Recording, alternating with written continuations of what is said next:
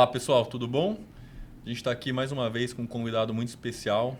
Ao meu lado está o Eduardo, head institucional aqui da Levante. E hoje a gente trouxe uma pessoa que, poxa, tem uma história profissional muito extensa, né? Trabalhou tanto no setor público como no setor privado, passou por alguns momentos importantes da economia. Então, poxa, ex-diretor de crédito e garantia do BNDES, já trabalhou em outras gestoras, trabalhou no Pactual. Não vou deixar ele falar um pouquinho, deixar ele se apresentar, né? Estamos aqui com o Petrônio. Petrônio, muito obrigado pelo seu tempo, pela disponibilidade de estar aqui com a gente. Eu que agradeço, um prazer estar aqui, é muito bom poder conversar e espero que seja proveitoso para todos. Poxa, com certeza, com certeza. E aproveitando, né, esse gancho que eu falei aqui, Petrônio, se apresenta para o pessoal aí, quem é você, fala um pouco da sua história, quem é o Petrônio no mercado? Quem é você é uma pergunta difícil, né? Mas vou tentar falar aqui, né? Aliás, eu vou comentar um detalhe aqui que eu acho que é interessante, né? Quando eu estava no BNDES, eu tinha que fazer um mini currículo, né? E aí fizeram um mini currículo lá, eu li o mini currículo e Tipo um CV? E alguém fez para mim, tá? Como eu não estava fazendo, né? Eu tinha essa benesse, né? Hoje em dia, se eu não fizer, ninguém vai fazer nada por mim, mas quando eu estava lá no banco, aparecia as coisas, né? Isso é muito bom. E apareceu o mini currículo, eu dei uma lida, e a pessoa que leu lá, tinha bastante gente até, né? E eles olharam e falaram assim, e perceberam que eu não tinha gostado muito, né? E eu acho que eu demonstrei isso, linguagem corporal de alguma forma. E aí algum falou assim, Pedro, está faltando o seu mestrado, né? Eu falei assim, mas não é esse o ponto. O ponto é que, está faltando falar, as pessoas que mais eu aprendi não foram aí, né? Está faltando falar que eu estudei no São Bento, né? E que, eu sou filho da Dona Inês. Afinal de contas, foi ela que me ensinou quase tudo que eu queria. Então, você tem que botar aí no meu currículo que eu sou filho da Dona Inês, né? E que eu estudei no São Bento. Aí eles falaram, a gente não pode fazer isso. Eu falei assim, não, pode botar aí, eu quero que ponha, que no meu currículo tenha isso. E eles não quiseram colocar, e de fato eu não consegui fazer isso no BNDES. Foi uma das coisas que eu não consegui fazer, foi colocar isso no meu mini currículo. Depois eu escrevi, fiz um mini currículo que contém a informação, e agora estou botando para todos. Eu acho que isso é uma coisa importante sobre quem é o Petrônio, mas assim, eu vim para o mercado financeiro por acaso, né? Eu não queria, meu objetivo era ser professor. Eu tinha isso muito claro. Quando eu fui para a faculdade, eu já queria fazer mestrado, doutorado e dar aula. Professor de economia? De qualquer coisa, eu não sabia do que ainda. Uhum. Né? Eu tive uma dificuldade enorme para escolher o que eu ia fazer, que vestibular, sobre o que eu ia estudar. Eu acabei fazendo engenharia, um pouco que meu pai fez, né? E eu tinha muita admiração, eu gostava de matemática, então eu achei que aquilo ali era o caminho, para mim, dada a minha indecisão, que era o melhor passo a ser tomado. Do qual eu não me arrependo, mas para mim era muito claro que eu ia fazer mestrado, doutorado e dar aula, né? Dado que eu fui para engenharia, o natural seria fazer isto lá, né? E eu comecei a fazer o mestrado durante a faculdade. Mestrado em matemática. Eu cursei algumas cadeiras, tinha um programa bastante interessante lá no UFRJ, que eles pegavam os alunos que tinham vontade e disponibilizavam para você, se você quisesse estudar mais. Eu tive talvez, não sei se foi muito inteligente isso no momento, mas eu escolhi estudar mais a fundo isso naquela ocasião. E eu poderia ter seguido por aí. Alguns dos meus colegas seguiram e viraram professores de matemática, né? Alguns deles de vez em quando eu tenho algumas discussões, né, sobre o tema. O que ficou mais foi por aí. Mas chegou num certo momento que eu falei, eu não quero seguir o mestrado aqui, né? Eu queria fazer coisa diferente, né? E eu achava que estava estudando muito tempo só matemática e número, e aí eu fui fazer mestrado em administração na Copiade. Acabei fazendo uma tese de dissertação que foi mais ligada a COP mesmo, a engenharia, né? Hoje está mais na moda, foi sobre inteligência artificial. Eu fiz um programa para prever o PIB, né? Isso foi em que ano, você lembra? Eu comecei a fazer isso eu fui da turma 96 da Copiade, então eu fiz 96, 97, e meu orientador foi eu tive dois, né? Um da Copiade, que foi o Cláudio Contador, que é um economista de Chicago e me ajudou por demais. E o outro foi o Caloba, que é um professor de engenharia da COP, lá do Rio, e ele era a pessoa que mais entendia, um dos que mais entendia de inteligência artificial no Brasil e de redes neurais. Eu trabalhava com ele há muito tempo, né? Então fiz iniciação científica com ele e com outro professor que era muito próximo dele, e eu acabei juntando as duas coisas, e eu descobri que eu trabalhei uns 2 anos para o Caloba, depois, né, eu saí da Copiade, que eu continuei. Ele nunca deixava minha dissertação ficar pronta, né? E acabou que ficou pronta quando o prazo acabou.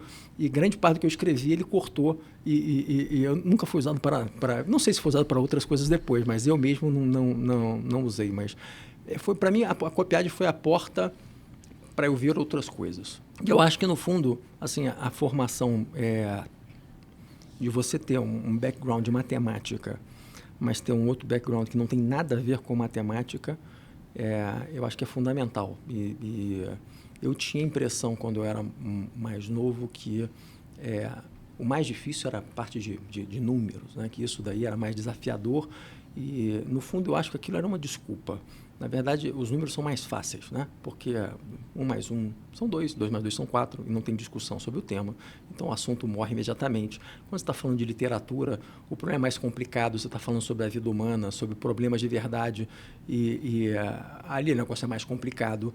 Eu acho que é mais fácil de falar aqui, mas, no fundo, é uma ilusão, né? Então, eu acho que para isso também a Copiade foi importante. Mas eu só fui para o mercado financeiro porque, quando eu fui fazer o doutorado e pedi para fazer, né, eu queria continuar lá, os professores falaram: Petrônio, você não pode fazer isso, não é conveniente. Pô, você vir direto da faculdade para cá, você devia trabalhar alguma vez na vida. Você vai falar sobre administração sem nunca ter trabalhado numa companhia. Isso não é uma coisa muito... não é bom, né? Eu falei: então vou para um banco, porque lá no banco o pessoal entra cedo, sai tarde. Eu faço 2 anos em um e aí depois eu volto. E nunca mais voltei. Então, também não me arrependo de ter voltado, de não ter voltado, né? Mas, em termos de formação, foi por acaso. E eu fui para o Pactual trabalhar na área de crédito do banco, né? E o banco, eu acho que era um ambiente assim para aprender, um negócio fantástico, né? Tinham pessoas muito mais inteligentes do que eu, muito capazes e que foram, de uma forma ou de outra, muito boas no processo do meu aprendizado. E como meu objetivo era aprender, né, eu tentei sugar o máximo que eu podia. Então, eu pegava as pessoas que eu achava que eram as mais brilhantes, que de alguma forma podiam, né, ter alguma coisa para me ensinar, e eu tentava aprender e ficar perto e descobrir, e foi isso que eu fui fazendo ao longo da minha trajetória, né? Eu foquei muito mais em tentar aprender, né, do que fazer qualquer outra coisa. Porque eu ainda tinha sempre, eu vou usar isso depois, eu vou... Né? Eu acabei que eu acho que assim, a minha frustração talvez eu tenha alguma de não ter sido professor, eu comecei a ensinar para as pessoas que trabalhavam comigo, né? Então, eu ajudei algumas pessoas, pelo menos eu acho, aí depois tem que perguntar para elas, mas algumas pessoas que trabalharam comigo, eu tentei de alguma forma ajudar no processo de formação, né? E eu acho que, no fundo, muito você aprende por conta própria, né? Desde que você tenha vontade. E, basicamente, eu trabalhei, como eu falei, no Pactual e com ex-sócios do banco que montaram gestoras. Como fazer gestão de crédito no Brasil não é trivial, né? E eu comecei a fazer isso... A primeira vez que eu fui gestor de crédito foi em 2003, 2004. O mercado de crédito era bem diferente. Isso no Pactual? Não. Isso foi numa gestora chamada Fidúcia, que foi fundada pelo Marcelo Serfati, com quem eu almocei ontem, é um grande amigo, e eu tenho uma excelente relação com ele, uma pessoa com a qual eu aprendi muito, né? Ele montou uma gestora, eu fui para lá, e a gente montou um fundo que comprava recebíveis imobiliários numa estrutura de FDIC.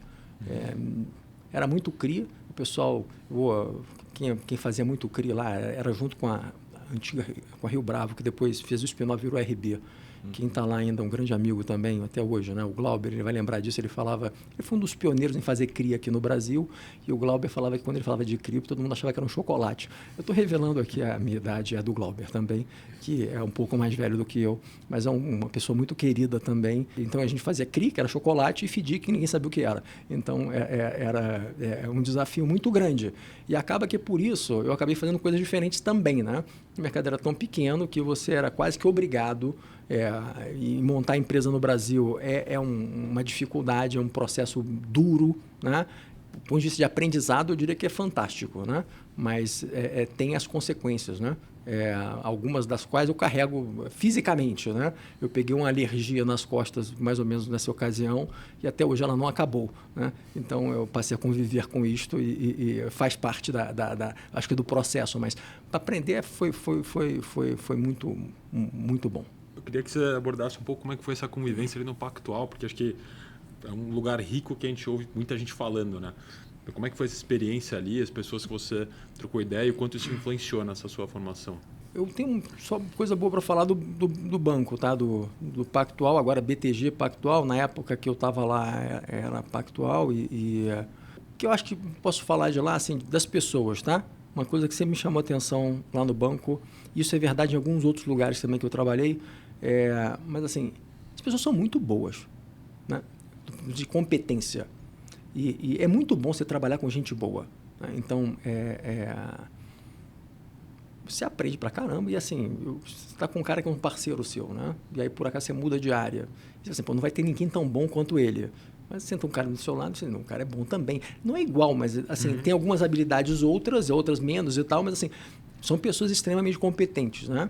E eu acho que tinha muito foco, tá? Muito foco. Tinha um alinhamento de interesse muito grande. E eu acho que eles conseguiam fazer bem a questão da meritocracia. Isso parece fácil, todo mundo fala disso, mas assim, é muito difícil você implementar, né? E nunca perfeito, né? E obviamente tinha problema lá também, né? Todo mundo se sentia injustiçado, mas quando todo mundo está se sentindo injustiçado é porque eu acho que está mais ou menos bem feito, né? Quando alguém está se sentindo não e o outro está, e deve ter mais chance, né? Mas eu diria que assim, o que mais me chama atenção é a capacidade das pessoas e vontade e foco, né? Então isso tinha muito lá. E eu basicamente trabalhei lá no banco e com ex-sócios do banco. Então o ambiente era muito semelhante, mas assim era muito, assim, não era fácil, cara. Eu não sei como é que está hoje, mas imagino que também não seja. Não, acho que a vida não é fácil. Aqui não é o paraíso, né? Também não é um inferno, mas a gente tem que, de fato, passar por percalços, por desafio. Eu acho que a gente tem que tirar o melhor deles, aprender, tentar crescer com as coisas que acontecem. Mas eu acho que o banco é uma escola muito boa e fez muita gente... Formou muita gente, fez muita gente, teve muitos filhotes que vieram do banco. Até quando você pega gestores de crédito, um número significativo passou por lá, né? Eu brinco aqui que, como eu sou um pouquinho mais velho, né? Lá no banco, uma das primeiras coisas que eu fiz, o meu primeiro chefe lá foi o Marcelo Almeida, que hoje é o head de crédito da Vinci. E eu passei por... Tinha um manual de crédito, estava em papel, a gente passou para digital, né? Acho que foi um dos primeiros manuais do banco. Obviamente, o manual do banco hoje não é exatamente o mesmo, mas a semente está lá, né? Então, todo mundo bebeu mais ou menos da mesma fonte. E eu acho isso uma coisa legal, quer dizer, formou muita gente ficou muito bem também. E era um lugar que você tinha espaço para empreender dentro do banco, que era uma coisa legal também, né? Então, assim, para mim foi muito bom. Eu tenho uma admiração muito grande por quem está lá no banco. E em outros eu tenho menos experiência, mas eu imagino que tem algumas casas no Brasil que onde é bom trabalhar. E, de forma geral, eu acho que o mercado financeiro é um bom lugar para você aprender, né? Porque... você pode fazer sobre qualquer coisa, né? Você pode entender mais sobre qualquer assunto. Finanças tem em qualquer meio, né? Então, te dá muita oportunidade para quem quiser, né? Tem muita opção. Então, dá para dizer que, direto ou indiretamente, você formou uma parte relevante do mercado financeiro com esse manual aí. Não sei se o manual, vamos lá, não era de minha autoria, né? Então, já estava lá, né? Algumas pessoas eu acho que eu ajudei mais, né? Outras não tanto, mas assim, eu tento ajudar, sabe? E tento ser ajudado. Acho que quando você tenta ensinar, você acaba aprendendo também. Como eu falei, assim, eu devo muito a muita gente, porque eu fui muito chato, eu acho, para tentar aprender e na insistência eles me ensinaram, então, alguns. Então, acho que foi bom. Ainda nesse contexto da sua trajetória, né? Você passou pelo Pactual, passou pela 20, até que em um determinado momento você foi convidado a ir para o BNDES, né? Você viveu no BNDES nos períodos mais desafiadores que a gente viveu recentemente, né? Você era diretor de crédito e garantias lá na época do Covid, em 2020. E, poxa, como é que foi esse momento lá? Primeiro, como é que é o dia a dia de um diretor de crédito do BNDES?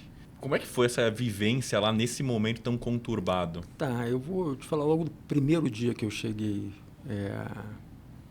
E aí eles me fizeram uma pergunta, né? Foi um superintendente lá do banco, com que áreas de crédito eu iria ficar? Aí eu falei, não, vou ficar com todas. Aí eu vi um silêncio na sala. Aí eu falei assim, isso não é possível, né? Assim, tem um diretor de crédito que fica com infraestrutura, o outro fica com indústria, né? Dividido, né? Eu falei, não, mas eu vou ficar com todos os setores. Isso não dá. Não dá, mas eu vou ficar com todos. E saí, né? E aí eu falei assim, cara, eu tô com um problema, né? Aí eu liguei pro Montesano, e o Montesano, olha só, a gente combinou aqui, os caras estão falando que é impossível, mas assim, eu vou ficar com tudo e vamos ver o que vai dar. Ele, não, Petrônio, toca aí. Ele me chamou para ir pro BNDES. Ele me convenceu, na verdade, né? Ele me chamou, né? Foi o Montesano, eu conheci o Montesano no Pactual, ele é um cara assim, brilhante, né? O Montesano é um sujeito brilhante, querido. Ele me chamou, ele queria ter alguém de confiança dele para tocar a parte de crédito do banco. E eu fiquei muito na dúvida, porque eu queria empreender, né? Eu queria montar um negócio. Ir para um banco público nunca foi minha vontade, eu não tinha a menor vontade para... O BNDES é um lugar muito legal, né? E chama pelo porte, por tudo, mas não estava no meu plano, não estava no meu objetivo. Um negócio completamente assim, fora da trajetória. Pensando mais assim, de forma mais egoísta, né? No momento que eu estava, no que eu acreditava, né? Eu achei que, poxa, talvez ir para lá não fosse a coisa mais adequada, dado riscos e benefícios, né? Mas o Montesano me convenceu. Eu conheci alguns outros diretores que estavam indo para lá e tinha confiança neles e falei assim, poxa, quando eu vou ter a oportunidade de fazer isso de novo, né? Seria uma boa oportunidade para aprender de novo. Assim, tá bom, vamos aprender mais um período, aprender um pouco mais. Sempre tem coisa nova. E eu achei que seria interessante, mas eu não tinha, assim... alguma noção você tem, mas quando você pisa lá e vê a dimensão, é muito grande. E de fato, a informação que eu tive quando eu cheguei lá, por isso que eu estou falando, é que nenhum diretor do banco tinha ficado com todas as áreas de crédito de lá, nunca. Quando eu saí de lá já não estava mais assim também, né? Então talvez eu tenha sido o único. Isso foi muito bom para mexer em processos do banco, tá? Então, isso foi uma experiência interessante. No início, teve dias que a gente tinha reunião que ia para a diretoria para aprovação um crédito de, sei lá, 20 milhões de reais e tinha uma operação de 2 bi, né? E o trabalho que eu tinha para a operação de 20 milhões era maior do que eu tinha para a de 2 bi. Então, isso não fazia sentido. Então, foi criado alguns comitês intermediários onde a gente atribuiu alçada para os superintendentes do banco e eles podiam tomar a decisão e depois reportavam as decisões, a gente acompanhava a carteira, mas com isso, o volume de operações que passou para a diretoria meio que dividiu por 4. Então, como eram 4 áreas de crédito, eu passei a ter o mesmo número de operações que você tinha anteriormente, mas de uma maneira que funcionou. Em termos de volume, 90% das operações continuou passando por lá. Então, você não perdeu muito volume, mas perdeu, vamos dizer, ganhou em eficiência. Então, eu acho que isso foi algo muito legal para o banco, do ponto de vista de eficiência do banco como um todo, né? E é muito difícil fazer essas coisas, né? Mas, assim, quando não tinha alternativa, o negócio acontece, né? Como não tem opção nenhuma, alguma solução se cria. Então, eu acho que isso foi uma coisa bastante interessante. E o desafio lá no banco é muito grande, tá? Para qualquer pessoa, porque as pessoas são tecnicamente muito boas, né? E elas vão seguir a orientação, né, que está sendo dada. Mas o problema é que, de um lado, você é um cara que pode dizer não, né? Mas porque chega de matérias para sua aprovação. Você tem o poder de veto lá. Por alguma coisa ser aprovada no banco, um crédito novo, alguma coisa, a diretoria tem que aprovar, né, naquela operação.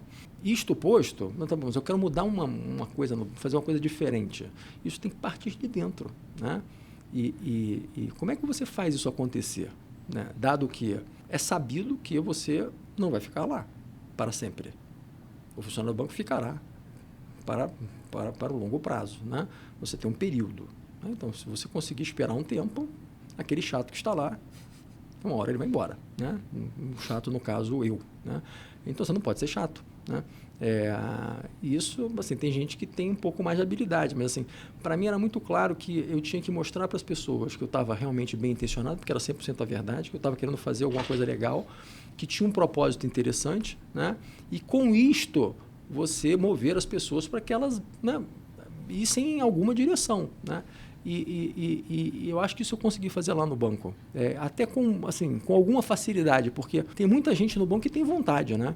Então, quando você desmistifica e mostra que você quer fazer alguma coisa em prol do banco, em prol do país, etc., as pessoas agem. Então, eu acabei fazendo muito amigo lá. Foi uma experiência muito boa. O fato de você ter tido a Covid no momento que eu estava lá como executivo, de um lado, é muito, muito difícil, muito trágico. Por outro lado, deu muita oportunidade para você fazer mudanças que no ambiente normal não seriam possíveis, né? Então, acho que o FGI-PA, por exemplo, né, é um exemplo de uma mudança muito significativa que foi feita. A gente tinha uma área de garantia no BNDES, eram 3,5 bi mais ou menos, que você dava de garantia para operações financeiras através de um fundo chamado FGI. Esse fundo, você tinha vários cotistas, né? E eles garantiam operações de crédito para pequenas e médias empresas. E tinha uma turminha lá que fazia isso, e fazia isso muito bem, né? Mas o negócio não deslanchava por algumas questões operacionais, tá? E regras, né? Então, na pandemia, quando se pediu, né? Chegou pedido de várias coisas, pediu isso para o BNDES para a gente propor soluções para combater, né, a falta de acesso que estava tendo a crédito para as pequenas e médias empresas. O mercado tinha travado, né? Muitas dessas empresas costumam rodar com recebível, os recebíveis não existiam, então elas não tinham que dar em garantia. Então, fica o problema da garantia. A gente tinha uma área no banco que atuava com garantia, então a gente fez um programa, foi muito assim, inspirado no programa feito no Reino Unido, e a gente tentou trazer para aqui, para a realidade brasileira, e conseguimos colocar de pé. Então, com esse programa, o Tesouro colocou 20 bi de reais numa conta no BNDES, que era um lastro deste fundo, né, do FGI, foi chamado PEAC, porque era um programa emergencial, né? E com esses 20 bi foram dados garantias para 93 bi de reais de operações de crédito que foram para pequenas e médias empresas nos 6 meses ali no segundo semestre de 2020. E com isso, eu acho assim, que muita gente pôde respirar, né?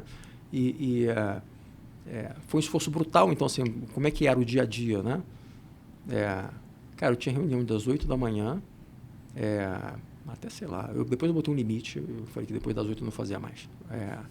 E às vezes interrompia, mas eram uma atrás da outra, sem parar, todos os dias, para tomar decisões, às vezes, difíceis, tá? Então, foi um período muito desgastante fisicamente. Eu acho que eu já estou talvez uns 10 quilos mais magro do que quando eu saí do banco. E eu saí uns 15 maior do que quando eu entrei. Então, eu estou no meu processo de recuperação ainda. Mas foi muito intenso. Mas, assim, hoje eu posso dizer com certeza absoluta que para mim foi excelente, tá? Eu acho que, de fato, a gente, quando estava lá no banco, fez um bom trabalho, ajudou o país, e eu acho que eu, particularmente, pude contribuir, né? Sem, a gente tenta ser modesto às vezes, mas nesse caso aqui eu não vou ser não. Acho que eu fiz um bom trabalho lá no banco e eu fiquei muito feliz, né? Com o trabalho que eu fiz e com o resultado, embora a grande parte das pessoas nem tenha noção, né? Às vezes você vai numa empresa, talvez aquele programa lá tenha salvado o cara não vai saber nunca, ninguém vai saber. Mas eu ajudei, obviamente, não fui eu sozinho, o time todo do banco, com o apoio de todo mundo, mas eu acho que foi um negócio muito, muito bom. Eu pedi, depois que o programa rodou e tudo mais, eu falei, Montesano, olha só, deu, né? Assim, estou exausto, né? Eu quero continuar o resto da minha vida, né? Eu tive essa conversa com ele ainda no começo de 21, né? Foi logo depois que o programa acabou. Ele falou, Pedro, você fica pelo menos mais um ano aqui. Eu fiquei até o final de 21, comecinho de 22. E aí eu consegui, de fato, sair. A gente fez uma transição, acho que muito bem feita e achei que foi muito bom e eu pude seguir vamos dizer, agora estou no projeto do resto da minha vida, mas isso foi muito bom. E na parte eu também fiquei com a área de doações do banco, tá? Então, isso não estava no nome lá da minha diretoria, mas toda a parte de ASG ficou comigo no início. Depois, quando eu comecei a fazer essa transição da minha saída, ninguém sabia disso, mas quando eu conversei com o Montesano, ele dividiu minha área em 2, aí já botou uma pessoa para tocar essa parte ASG e depois outra pessoa para tocar outra parte, né?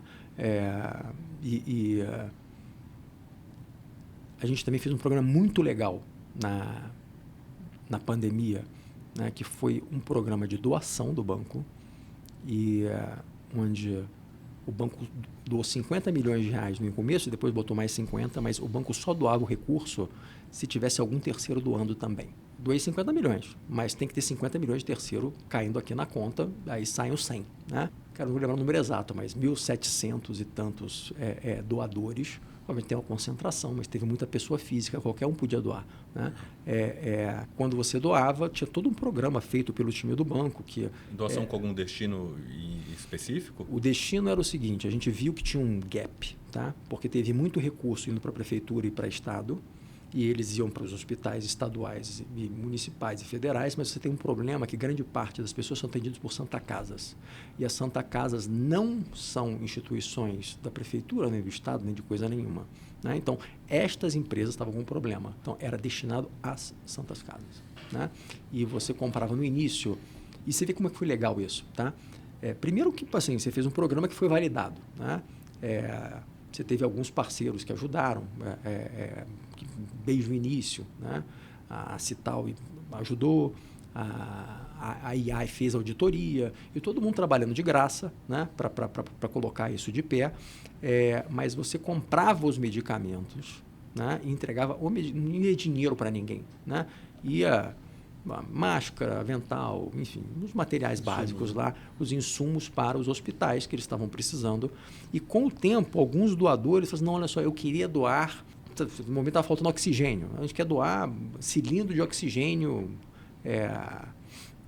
lá em Roraima, né? Aí, foi feito um jeito, o cara doava lá, né? E contribuir, a parte dele era essa doação, e por outro lado, então assim, o programa se sofisticou e ele ficou melhor do que a gente tinha imaginado. Então assim, atendeu muito, foi muito legal, né? Essa visão que eu acho que talvez uma das coisas que eu talvez em alguma medida eu tentei deixar lá, eu acho que ficou, foi assim, de que quando você está fazendo uma coisa pública, você devia fazer com mais gente, né? Quando você faz sozinho, tem um lado que assim, talvez ninguém queira fazer aquilo, né? Aí só sobra o banco público para fazer, né? É importante, tem que fazer, mas quando você consegue fazer algo que você atrai terceiros, eu acho que isso valida muito o processo, mitiga risco e as coisas saem melhor, né? E a gente conseguiu fazer alguns programas assim, um foi esse, tá? E um outro foi um programa de doação para restauração de patrimônio histórico. A lei de incentivo que você tem de imposto de renda, acho que quase ninguém sabe disso, mas você pode usar também para restaurar patrimônio histórico, né? E o BNDES é quase que o único órgão que usa, né, parte dos recursos que ele tem disponíveis por conta do lucro via lei de incentivo para fazer esse tipo de ação, né? Para mim era muito claro, né, que a gente tem uma questão no Brasil difícil, quando você quer falar de importância de ASG, né, que todo mundo fala, mas é difícil você ensinar isto para alguém quando você vai na rua, você só vê destruição da história. Né? Porque se você sai na Europa, você anda na rua, aí você vê lá, né, que a história está na rua. Né? Você anda em Paris, você vê a história preservada. E você vê a importância de você ver aquilo. Aqui, teve até uma ocasião, eu passei aqui, foi logo quando eu vim para São Paulo, eu fui ali no centro, e virou um rapaz para mim e falou assim, o que você quer? Né? O que você quer que eu faça para você? Aí eu vi que tinha uma igreja toda pichada, eu falei assim, eu quero pintar toda aquela igreja, que ela fique limpinha. Eu falei assim, isso aí vai ser muito difícil. Né? Então, isso é muito difícil. Né? E como é que você vai ensinar para alguém que é importante preservar a natureza quando ele só vê a destruição?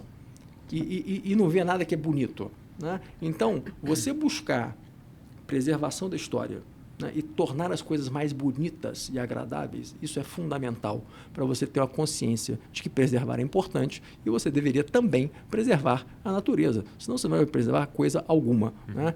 Com isto em vista, a gente conseguiu pôr um programa onde o BNDES doava dinheiro casado com várias empresas, qualquer um podia propor e doar também, né? E foi um programa bem relevante, tá? Eu acho que bateu mais de 200 milhões de reais destinados à preservação de patrimônio histórico, BNDES e vários terceiros, né? Muita empresa grande, tá? Eu não vou falar o nome, porque eu posso esquecer de uma, então depois a gente checa lá e fala, mas acho que foi muito, muito legal. Né? Então, eu fiquei muito feliz com o período que eu tive lá no banco e eu acho que me ajudou também para crescer como pessoa, me sentir mais confortável. Eu acho que eu vi muita operação de crédito, aprendi muito com o time lá do BNDES e eu me senti mais confortável para montar um negócio, começar a montar um negócio. E aí foi um casamento muito, muito feliz, né, que aconteceu depois, mas o mercado foi muito difícil, mas eu acho que foi muito bom. Eu ir para o BNDES e sair naquele momento, eu estou muito feliz também da decisão que eu tomei do que fazer quando eu saí. Tá? Então, acho que tudo acabou se encaixando bem. Imagino que dá uma outra visão. Você estar no BNDES, você vê o impacto do que o BNDES faz no dia a dia de todo mundo. Mais do que isso, a visão é o seguinte, nós somos capazes de fazer coisas grandiosas. É verdade que assim, no banco, você tem uma estrutura enorme, né? Mas você vê que às vezes uma ideia de uma pessoa, aquilo, gera um valor gigante, né? E eu fiquei com isso na cabeça. Eu falei assim, eu não quero fazer um negócio pequenininho. Eu quero fazer alguma coisa que tenha um impacto. Porque, assim, no fim do dia, para que você faz as coisas, né?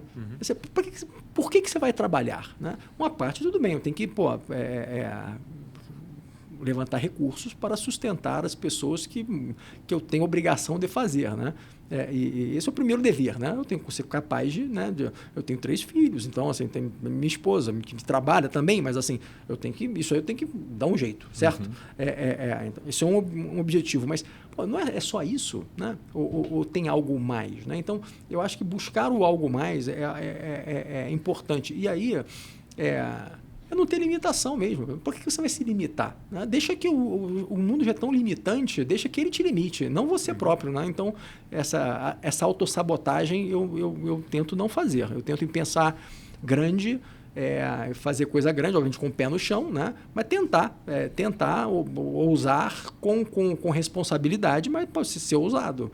E eu acho que isso no BNDES me ajudou muito. Tá? Pô, legal. Fantástico. E até isso que você falou do FGI, né? Eu trabalhava, na época da pandemia, eu era estagiário na área de desembolso, na área comercial de um banco, justamente na área de pequena e média empresa.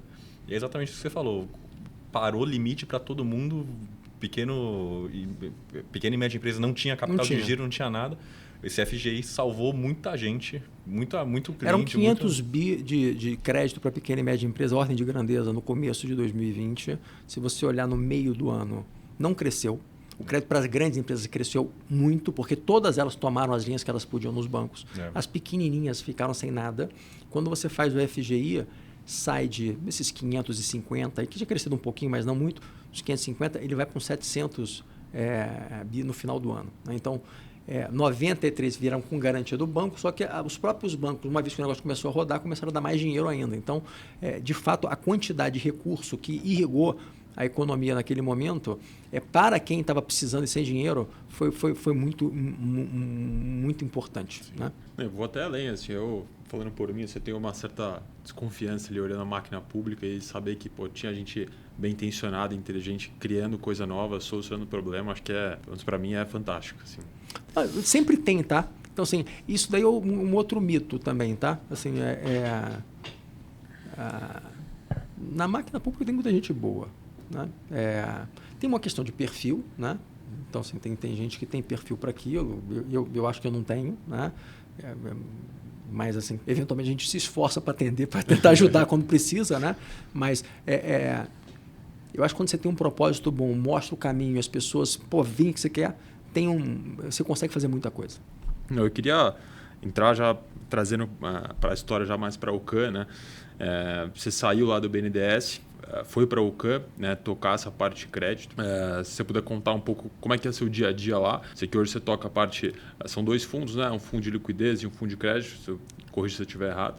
E como é que é esse dia a dia lá, o processo de tomada de decisão? Fala um pouquinho para a gente. Até queria estender a pergunta, complementar. Queria te perguntar, o que você olha hoje num ativo de crédito? O que você olha antes de investir nele e depois de investir nele? Tá bom. Quando eu estava no BNDES, antes de ir para lá, eu já queria empreender. Né?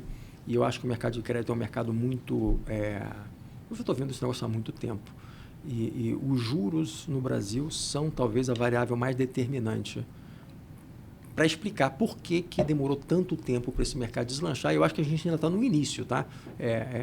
Do potencial. Né? Mas o potencial estava lá, ele não conseguia virar verdade à medida que você começou o juro cair. Né? E para mim já estava na hora. Né? Então, assim, eu diria que o meu período no BNDES ele interrompeu o que eu já deveria ter feito um pouquinho antes. Só que eu acho que quando eu saí de lá eu fiz com mais propriedade. Né? Eu já tinha tido a experiência de participar da montagem lá da Fidúcia, né? com o Marcelo, com o Paulo. Eu ajudei a montar lá a BR Investimentos, que hoje virou Crescera. Ajudei a montar a área de crédito dentro da 20, lá com o Marcelo Almeida, que foi o meu primeiro chefe, me chamou para ir para lá. Então, eu tinha já a experiência de montar um negócio desse e saber como é difícil. Né? Assim, cara, eu vou tentar... Estava pai de filho novo, né? Então isso dá um rejuvenescimento. Eu acho que eu aconselho a todos, pode ter mais filhos, isso não tem problema nenhum. Isso rejuvenesce a alma e o físico. Né? Você fica com mais eu acho que isso me ajudou a ter coragem de empreender. Né? Eu estava com muita vontade. Né? Só que eu fiz por conta de toda a experiência, eu falei assim, cara, eu preciso estar com gente que eu conheço, com gente que eu me dou bem, com pessoas que eu confio, pessoas que são melhores do que eu, né? Pessoas que eu possa complementar, que confiem em mim também. Né? Então, assim, é muito difícil. Criar do zero. Né? Eu não queria fazer sozinho. Assim, sozinho não. Eu quero ter um ambiente onde tenha pessoas para tudo isso. E a coincidência grande foi que o Duda me procurou. Né? O Duda, o Chibante, o Pedro Drê, são pessoas que eu já conheço de longa data. Quando eu fui para o Pactual fazer crédito, o Duda, né, que é o CEO do OCAN, ele fazia análise de equities. Né? E aí sentava numa bancada próxima. Né? Então a gente tinha uma proximidade até física com as pessoas. Né? O Chibante e o Pedro Drê, além de terem sido Pactual, foram da 20, né? E a gente chegou a fazer cogestão de fundo junto lá. Então, já os conhecia de longa data. Então, isso ajudou muito. Então, todos os quesitos que eu tinha colocado, assim, eu preciso disso. Né? Então, todos estavam preenchidos. Né? E ainda tinha uma coisa a mais, tá? Que eu acho que tem a ver com a sua pergunta. Que, assim, quando eu comecei a fazer crédito no Pactual, a área de crédito tinham 3 pessoas. Marcelo Almeida, que hoje é o head da 20. André Fernandes, que é o head de risco da BTG inteiro. É uma pessoa... talvez seja um dos caras que mais conhece de risco do Brasil, com certeza. Um cara fenomenal. Né? Eu falo lá no banco, realmente as pessoas eram muito competentes. Né? Eu tive essa felicidade de poder aprender com essas pessoas. Né? Mas a gente não é dono do mundo, não é dono da verdade. E a gente se apoiava muito no time de equities e muito no time macro. Então, a gente sempre usou isso para tomar a decisão previamente a fazer a análise de risco em si. Né? Na OCAN, além desses requisitos que eu falei das pessoas, o que tem lá? Tinha um hedge fund e vários fundos de ações. Né? Então, você tem um time macro, né? Que vê cenário local e externo, e você tem um time olhando sua ação que te vê empresas locais e setores. Né? Eu sempre olho para isso como um pano de fundo. Né? Se o macro está contra, se o vento está contra, né?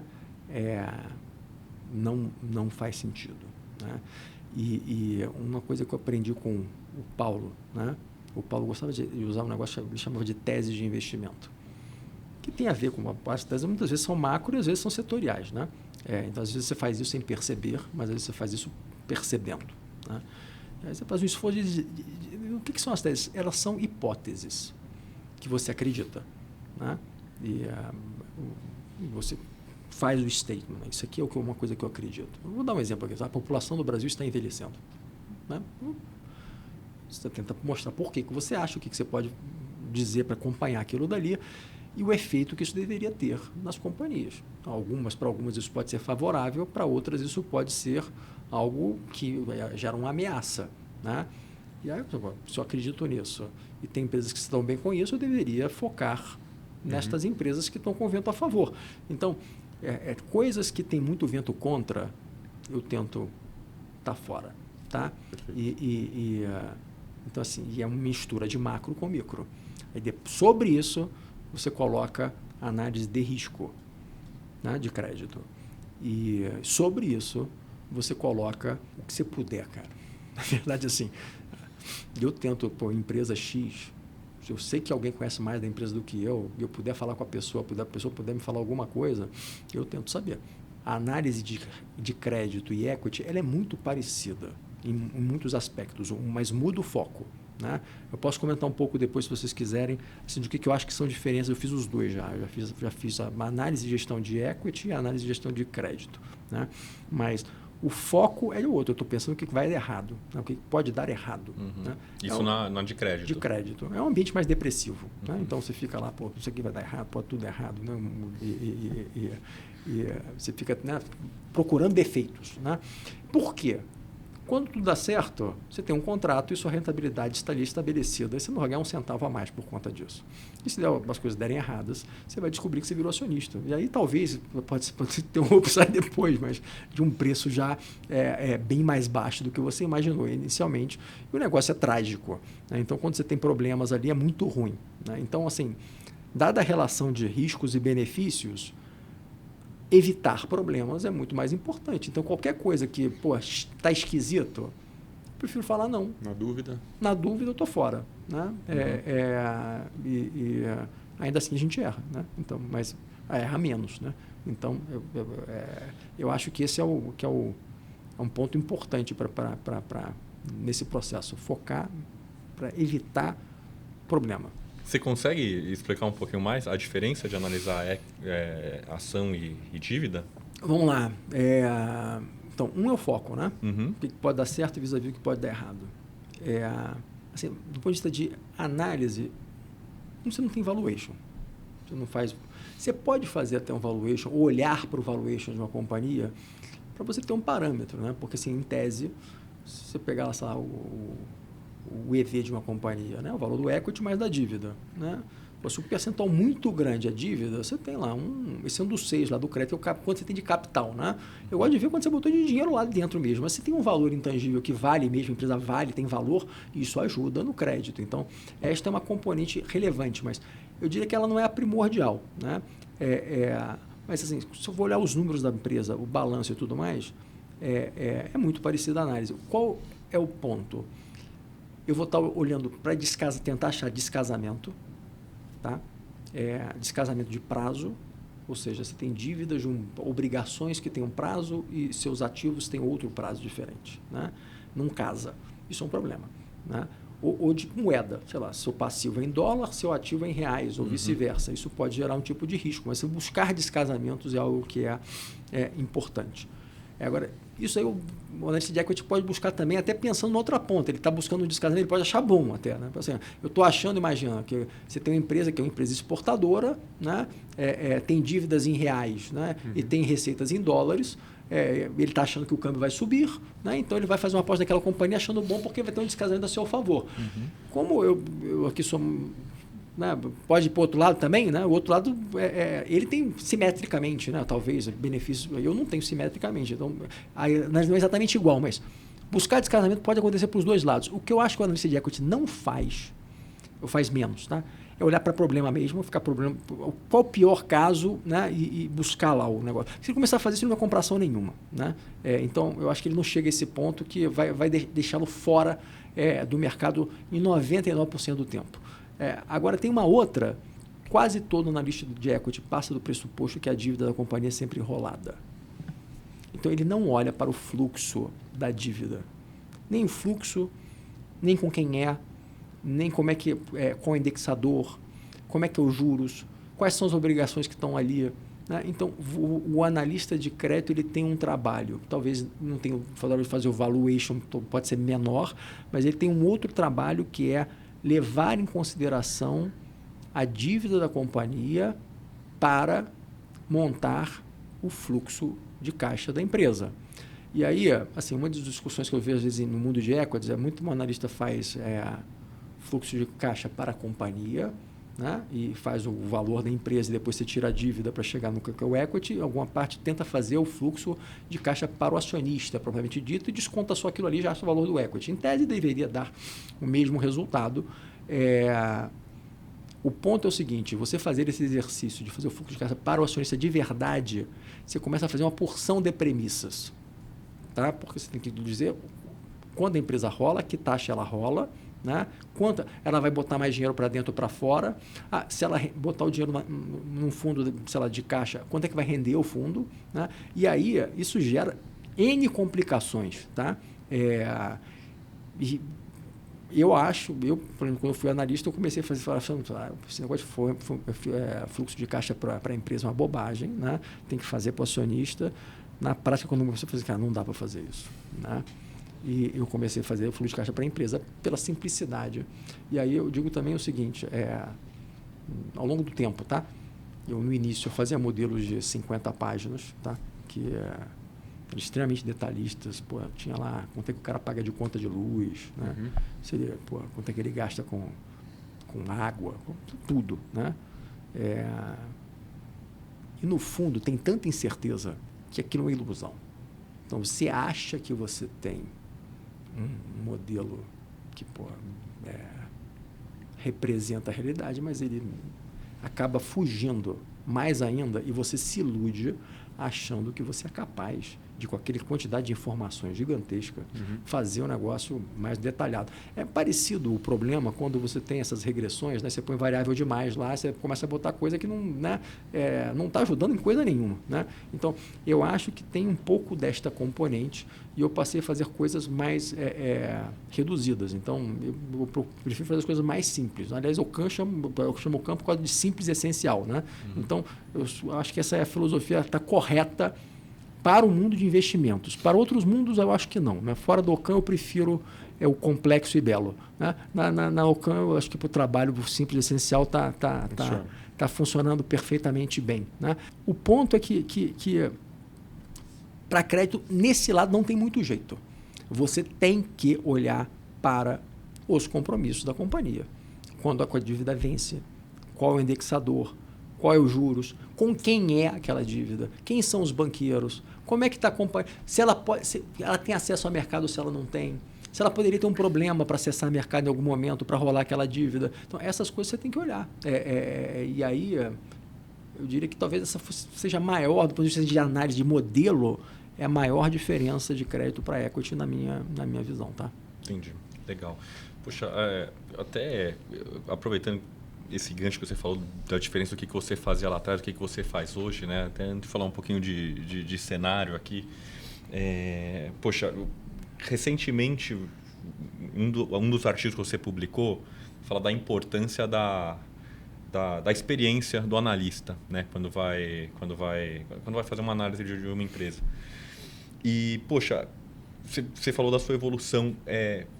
Até algo que a gente estava falando um pouquinho antes de começar essa conversa aqui. Eu queria te perguntar assim, o que você acha que é importante saber ou alguns atalhos para quem está quem quer começar a aprender sobre crédito hoje? Tá. Quem quer começar sobre crédito, assim, eu não acho que tem muito livro de crédito. E os livros de crédito são muito chatos. Então, primeira coisa que não tem jeito, tá? Você tem que saber contabilidade. Não dá, né? Vai ter que saber, né? Como é que você aprende isso, né? O livro ajuda um pouco, fazer aula de contabilidade, tudo isso vai ajudar, mas que no limite é você entender o seguinte, que o balanço tem dois lados ali, né? Um lado está o ativo, o outro está o passivo. Se você conseguir entender o que aqueles números estão falando, o que é aquilo, você já tem grande parte do negócio resolvido. Esquece um pouco o número, né? Você olha para o número como sendo um sinal. Mas, tipo assim, tem uma conta lá que é muito grande. O cara tem lá estoque. O estoque naquela companhia é gigante. O que tem lá naquele estoque? O que é aquilo? Né? Se você conseguir entender isso, você vai entender o que tem na companhia, de um lado. E do outro lado o que está nas contas principais. Né? Então, você tem que saber o seguinte, de um lado tem o que a empresa tem. Do outro lado é para quem ela deve. Né? Se você entender quem são os maiores contas ali, qual é o problema, né? Você pode dever para um banco, você pode dever para o sócio, você pode dever para o físico, pode ter um problema outro, que é, sei lá, você deve... acho que o pior dos casos é você deve para a sociedade. Como é que acontece isso? Sei lá, tem um problema ambiental, um problema tal, né? Que gerou ali uma questão e tem que ser resolvida e você não sabe muito bem qual o tamanho desse negócio. É um problema, porque eu não sei o tamanho do problema. Né? Então, isto... assim, ser contabilidade não é exatamente contabilidade, mas você tem que, na verdade, você tem que usar a contabilidade para você conhecer a companhia. Aquilo não é um número por si, né? Aquilo é um número que fala de alguma coisa e você transforma em número para você poder entender, né? Mas você tem que entender o que é a coisa e não o que é o balanço, né? Então, essa percepção, acho que, pelo menos para mim, demorou um pouco para eu entender. Eu olhava para os números e achava que o balanço era uma coisa em si, né? A coisa é balanço de alguma coisa. Você entender o que é aquela coisa, aquilo ajuda muito. Mas você tem que entender como é que o balanço é feito, tá? E como é que e eu acho que um jeito bom de entender um balanço, além de ter o conceito, é fazer o exercício de fazer uma projeção. Projeção inteira. Não é só da DRE. É projetar a DRE, o fluxo de caixa e os balanços futuros. Que quando você projeta o balanço futuro inteiro, você teve que entender. Senão você não consegue. Não dá, não vai fechar, vai dar problema. E o balanço é essa coisa bonita, eu acho, né? Que o negócio é auto-verificável. Né? Se tiver algum erro, ele vai aparecer em algum lugar, não vai fechar a conta. Então, ele tem uma regra de autocontrole, né? que dá consistência. Então, tem que aprender a fazer projeção. Onde é que eu acho que é bom aprender a fazer projeção? Com equity. Então, pega os livros de equity e faz, pô. Aprende a fazer valuation, não precisa fazer, preciso fazer um modelo lá de CAPM, isso não precisa, né, para fazer crédito. Bom, tem valor, não vai perder nada, então acho que tem que estudar isso também, mas o importante é fazer um fluxo de caixa e fazer a projeção deste fluxo de caixa, tendo em vista que as principais contas simples, não precisa ser grande, não precisa ter 50 mil linhas, o negócio mais simples possível, mas entende como é que são as principais contas, elas evoluem, como é que elas conversam com o balanço seguinte e com o fluxo de caixa. Se você conseguir fazer isso, acabou. Você dominou esta parte da equação. Né? Depois, né, eu acho que é importante você conhecer a questão da análise de crédito em si. Né? E aí tem alguns livrinhos, algumas coisas, mas no fundo, no Google, na internet, você vai pegar, né, o 6 do crédito que a pessoa fala, né? Colateral, caráter, capacidade da companhia. Né? Então, essas coisas você tem que olhar. E aí, para isso, geralmente tem indicadores, são sinais. Né? No começo parece tudo assim, cara, pancada de número, não consigo entender o que é isso aqui. Né? Mas quando você começa a olhar de uma empresa, depois você olha da outra, compara uma com a outra, você deu os indicadores, você começa a gostar mais. Aquilo são tudo sinais para você. Né? E a gente, no fundo, quando você pega assim, uma empresa, todo mundo gosta de olhar para o rating da companhia. O rating da empresa, no fundo, é uma combinação. Você dá notas, no fundo, para esses indicadores todos, dá notas para a qualidade do manager, dá nota para o caráter, dá nota para a posição da companhia em relação à liderança. Você pode dar nota para várias coisas, a partir dessas notas você põe tudo, você vê tudo número. Né? Você faz e chegou num número final. Este número final você chama de letrinhas. Né? Mas assim, é um negócio que vai de 1 a 5, normalmente, por aí, e este é um parâmetro. Mas isso, você tem que olhar para isso como sendo um parâmetro, que ele é importante para você tomar decisão, né? Mas você não pode depender só dele. Você precisa, de fato,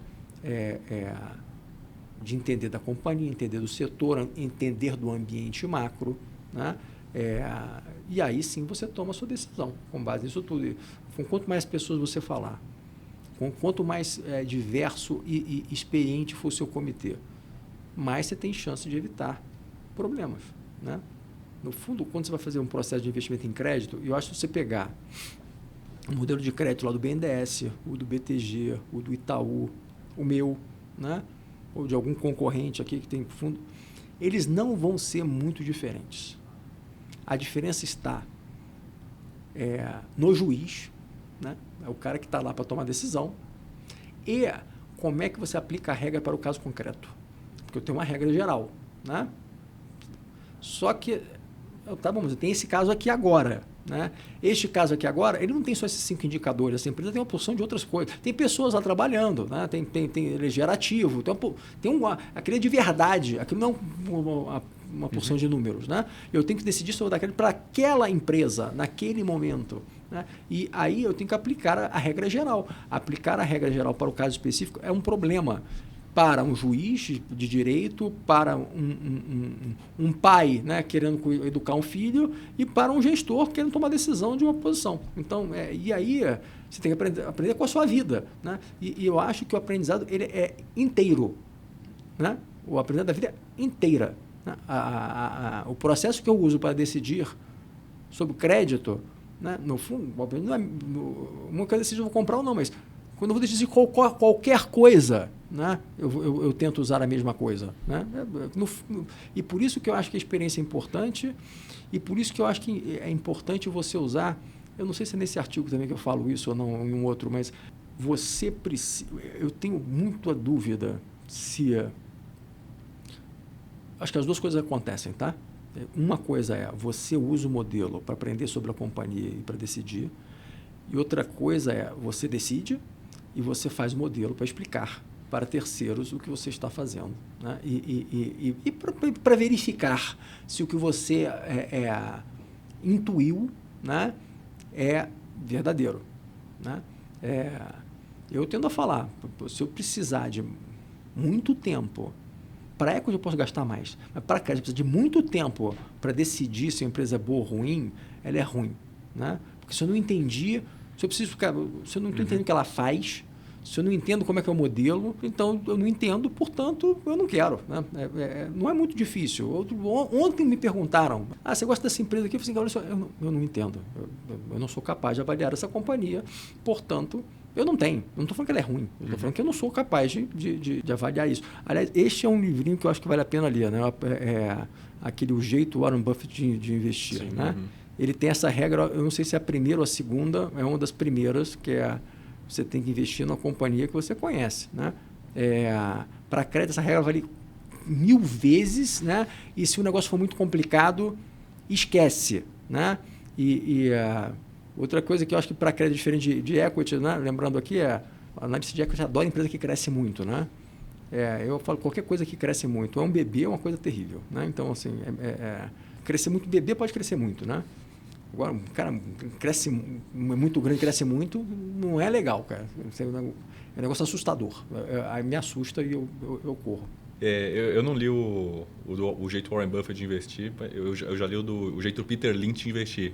Mas bom saber que os dois falam a mesma coisa. Ele fala exatamente isso. Você tem que investir numa empresa... Eu acho que os livros do Peter Lynch são excelentes para aquele One Up Wall Street e Beating the Street. Uhum. Né? Esses dois livros são, eu acho que são leituras muito boas para quem faz crédito. Uhum.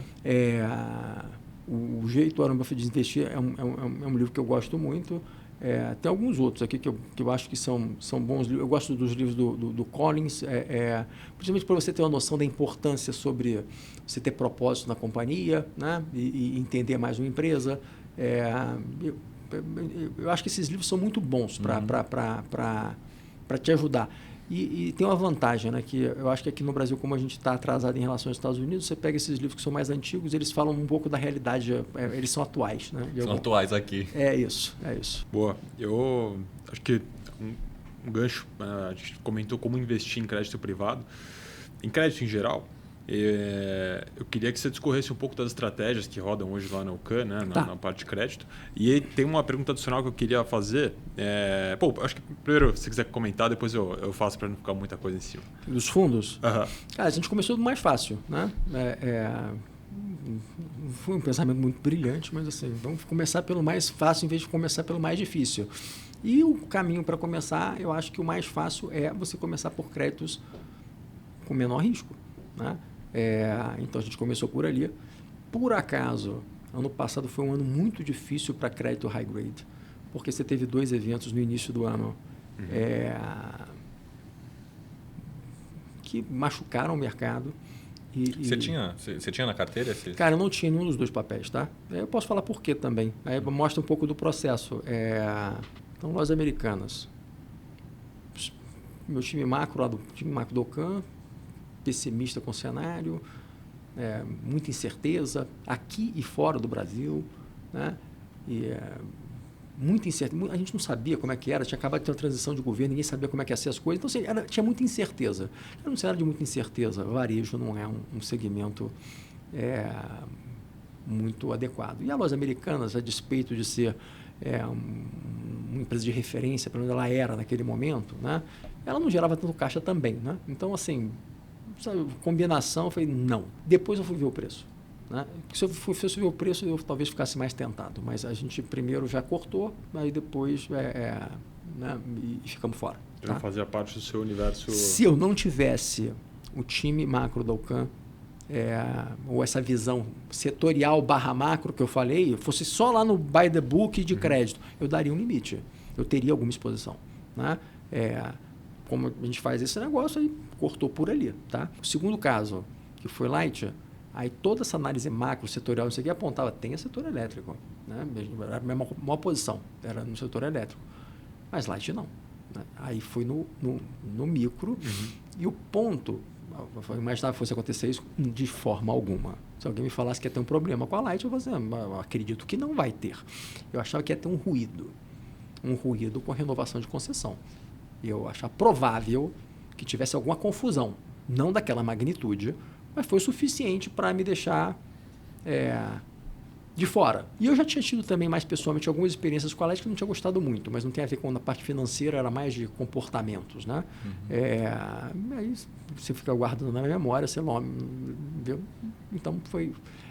A discussão de Light foi muito mais fácil, porque eu não precisei do macro, foi mais no micro mesmo, então foi não que ela seja uma decisão fácil, né? Mas assim, precisou envolver menos pessoas. A experiência falou mais alto nela.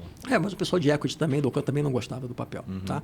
Mas era o micro ali, foi 100% o micro. Né? Mas assim, como a gente não tinha esses 2 papéis e como a gente conseguiu fazer uma parceria com o BB, né? Que foi a primeira parceria que o Banco do Brasil fez com uma empresa, um asset independente, a BB Asset fez, né? E eu tenho muito orgulho disso, da gente ter feito a parceria com eles. É uma parceria que está sendo muito legal. Né? Eu acho que eles estão felizes também. Né? Tem que perguntar lá para a turma lá do BB. Mas eu faço um esforço enorme para tentar agregar, né, para eles produto. A gente acabou de lançar um fundo na rede do Banco do Brasil, né, que é um dos fundos que a gente vai falar aqui, que é o D30. Com essa filosofia que a gente está falando aqui, mas eu acho que foi muito legal. Né? E eu sou muito transparente. Né? Então, assim, eu mostrei lá para o bebê por que a gente tinha ficado fora dos 2 papéis e tal. Né? E o nosso processo é um pouco diferente. Né? Então, isso acho que pegou bem também. E eles até me deram um pouco mais de recurso naquele momento mais turbulento. Né? E aquilo foi muito bom, que a gente conseguiu usar muito bem esse recurso. Eu não tive resgate nesse momento ali. Algum teve, mas foi pouco, né? E eu consegui tirar proveito e fazer com que a crise virasse uma oportunidade. Então, isso sempre é possível fazer, mas não necessariamente é fácil, né? Então, em maio a gente mudou a cabeça mais geral, assim, ficamos mais otimistas. O mercado de crédito era o mercado que estava mais atrasado. Bolsa já tinha subido, o mercado de DI, câmbio já tinha andado um pouco. O crédito estava sofrendo a sua dor própria de digerir esses 2 eventos.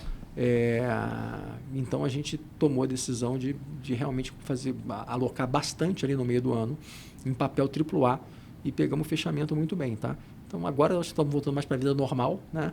Ano passado foi um ano muito atípico, mas acabou sendo muito bom, né? Mas eu diria que a gente não imaginava que essas coisas iam acontecer e achou que o caminho ia ser um caminho mais fácil, né? E a gente começou a fazer os fundos mais high grade porque é mais simples. A partir do momento que eles estão mais estabelecidos, aí a gente tem o fundo D1, temos o fundo D30 e fundo de previdência, e a gente vai montar um fundo nessa parte de mais líquidos, né? Eu estou falando de mais até D30, que é um fundo isento de debêntures de infraestrutura. Listado. Não, a gente vai botar um fundo D30, mas com estratégia um pouco diferente. Eu acho que fundo de infraestrutura, para eu gerir, tá? Eu não gosto, porque os ativos são muito longos em IPCA, e aí se eu não faço o hedge, eu fico ao sabor da NTNB. E isso é dominante sobre o resultado de curto prazo do fundo. E se eu faço o hedge nunca é perfeito, então eu tenho que tomar um lado. Então é menos dominante, mas acaba que essa visão macro ela é importante no que acontece com o desempenho. E como geralmente os fundos têm, os papéis são mais amassados, né?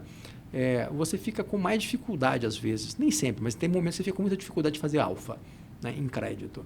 Essa combinação toda me tornou bem resistente. Eu estava muito resistente a abrir um fundo isento focado em debênture de infra.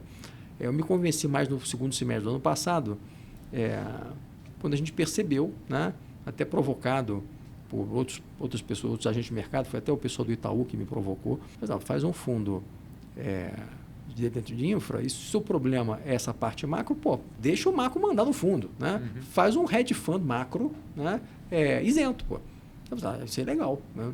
Eu compro a regra toda, vou comprar debênture de infraestrutura, estou incentivando tudo, estou ajudando liquidez, então assim, não tem nada de errado nisso, mas de fato eu faço o hedge, eu não faço o hedge, né?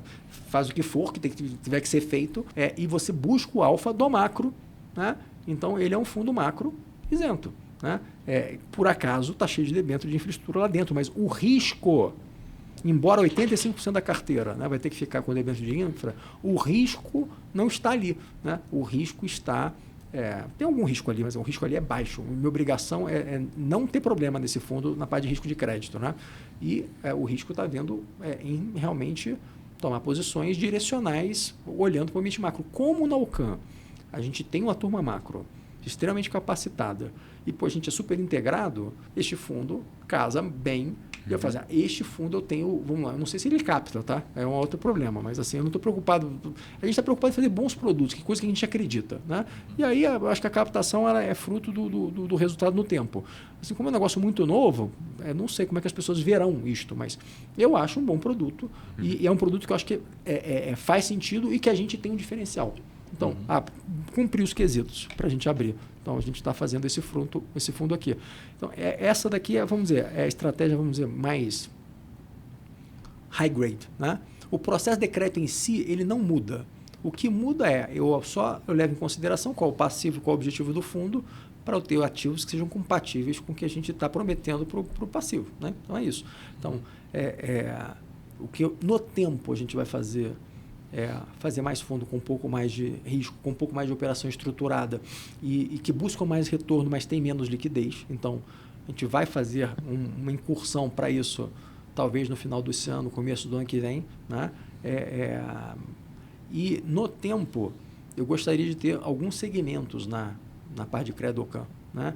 Times dedicados para segmentos específicos, que merecem um conhecimento mais a fundo, porque tem profundidade, né, o mercado, porque o mercado é um mercado potencialmente bom, né, mas que demanda conhecimento específico. E aí quais são esses? A parte de agro, a parte de infraestrutura e a parte de imóveis, né? Então, tijolo. Essas 3 caixinhas no tempo eu vou colocar, mas assim, no tempo, sem pressa. Você acha que o fluxo de dinheiro está um pouco mais favorável agora para os fundos de renda fixa, considerando essa nova regulação dos ativos isentos? Acho que tem uma combinação aqui para fundo de crédito mais assim, curto prazo, né? No curto prazo, próximos 6 meses aqui, né? Depois disso, eu não sei o que acontece, mas se você pegar a janela dos últimos 12 meses, você está começando o desempenho desde março do ano passado, né? Já passou janeiro e fevereiro. Foi quando se teve Lojas Americanas e a primeira marcação de Light. Então você já tirou 75% do problema. E como dali para cá o desempenho é bom, se você pegar a janela de 12 meses, o desempenho é muito bom dos fundos de crédito da indústria inteira. Se você pegar os últimos 6 meses, ele é melhor ainda. Né? Então, isso é um fator que já chama dinheiro por si. Né? As pessoas olham muito para o desempenho para trás. Total. Como, vamos dizer, proxy do que vai acontecer para frente. Né? Então, neste quesito, e mais, compara com o quê? Né? Porque a Selic está caindo, aí você quer algum tipo de risco, você vai para onde? Né? Pô, a Bolsa ainda não teve aquele desempenho, está muito volátil, etc. Os ativos de risco, de forma geral, ainda não estão... Acho até que está um bom momento para investir, tá? Mas, olhando sobre essa perspectiva do que aconteceu nos últimos 12 a 24 meses, as pessoas vão ficar receosas e é justamente por isso que ali tem uma gordura aparentemente, potencialmente interessante que pode reverter em bons frutos, mas é um risco, né? E as pessoas não fazem isso, né? Então, assim, crédito por essa direção já vai... É um vetor que sinaliza fluxo positivo para crédito. Aí você tem um segundo fator, que é a queda da Selic em si. E esse ano o Brasil, assim, a pessoa está falando de um crescimento razoável. Então, o cenário macro, a despeito de N possibilidades e dúvidas, etc., que sempre estão presentes, né, em alguma medida, você também está com um cenário que ele não é detrimental, ele é positivo para crédito. Cenário externo, né?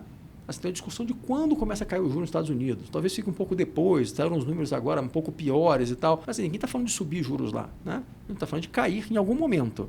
Né? A Europa parece que vai ser mais ali no meio do ano. Né? Então, assim, China é um ponto de interrogação, mas não está sendo algo também que chega a ser um problemaço. Né? Então, o ambiente externo não está jogando contra.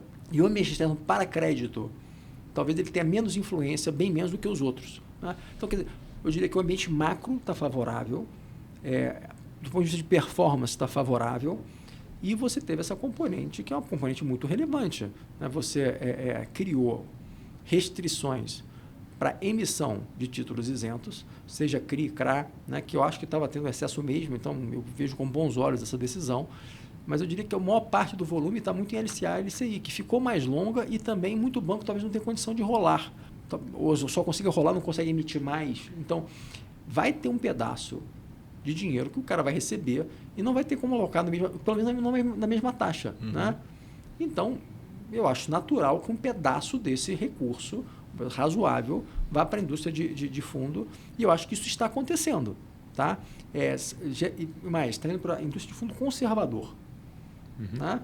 Aí, eu acho que depois disso desdobra para fundo um pouco de crédito mais agressivo, vai desdobrar depois para multimercado e para ações. Eu acho que esse caminho a gente vai percorrer talvez ao longo do ano, mas no curto prazo eu acho que o crédito está bem demandado e eu sinto isto, tanto de demanda, de apetite de conversando com o cliente, tanto em conversas com gestores maiores. Então, a gente percebe que isso está acontecendo de fato. Tá? Até no fluxo desse ano de fundos de renda fixa em específico, que a Ambima libera, dá para ver que já é positivo o fluxo, né? Diferente dos anos anteriores.